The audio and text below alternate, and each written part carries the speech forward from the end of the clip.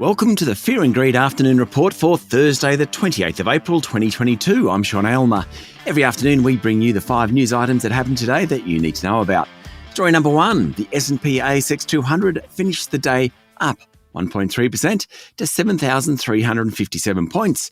A very strong session after a couple of shockers, which had wiped more than 5% off the bourse. The materials sector led the way. The country's largest company, BHP, jumped 4.3%. When that happens, the ASX rises. Fortescue Metals rose 8% after it said it was on track for record exports this financial year, and Rio Tinto was up 3.5%.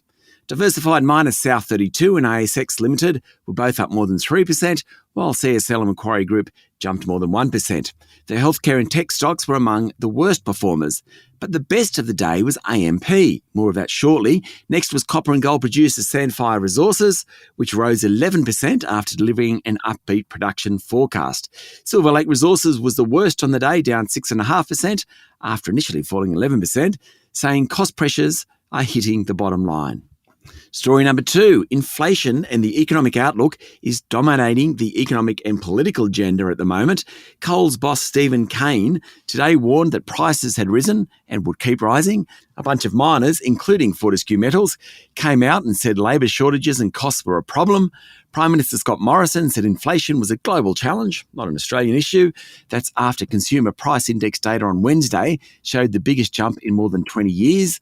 The Labor opposition said the government wasn't doing enough to alleviate cost of living pressures, and more economists came out to say the Reserve Bank will lift the official cash rate next week. There's not much good news in any of that. Story number 3, AMP has sold off another part of its business, pushing its share price up 13%. It sold its international infrastructure business, and that follows the sale yesterday of the infrastructure equity and real estate funds management business. It means that AMP's funds management arm, which used to be known as AMP Capital, has now been sold off for a total consideration of at least $2 billion.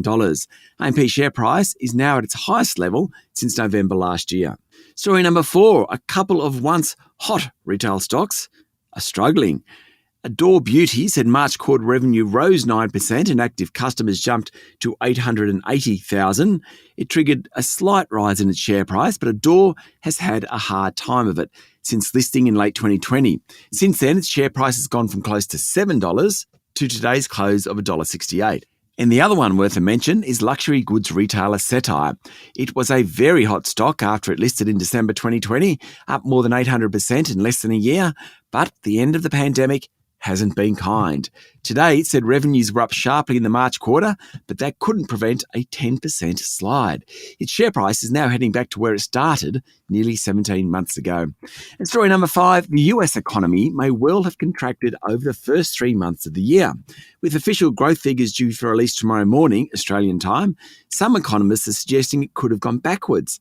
That would put the US Federal Reserve in the difficult position of lifting interest rates sharply while the economy is contracting. It's not as bad as it sounds. If the world's biggest economy did go backwards, it's probably because of a big fall in net exports during the 3 months, and that's likely to revert.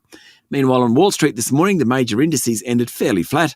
One stock that did well was Meta, parent of Facebook, after more users were added to the social network site than expected during the 3 months to March.